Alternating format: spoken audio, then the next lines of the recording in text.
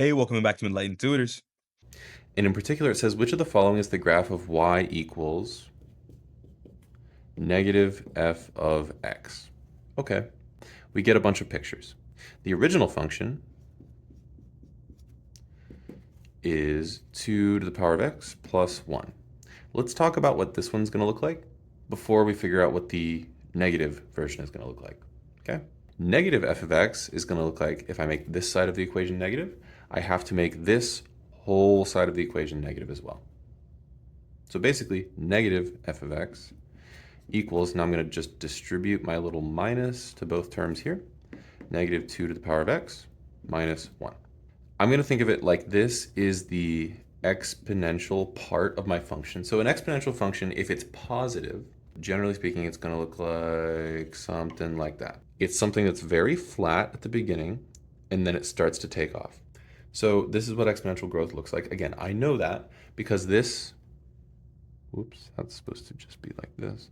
Because this 2 here, it's a number greater than 1. As long as this number is greater than 1, it's going to look like that. Now here's the thing. These minuses are going to flip things around a bit, so let's figure that out as well. My negative here is going to take this picture and it's going to flip it instead like this. It's a vertical flip upside down. This minus is going to act as a vertical shift. It's going to shift the whole thing down 1 unit. So instead, I've got x and y, and then I've got 1 unit down. This dotted line becomes the new, what we call a horizontal asymptote for the exponential function to do something like that.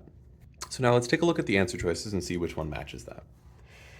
If I look at them, I can immediately very obviously see that A and B are wrong because A and B are just, B is doing this, that's not right. A is doing this, that's not right.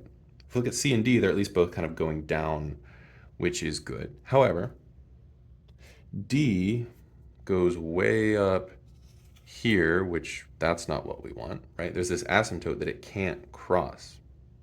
So instead, I'm going to pick C as the correct answer.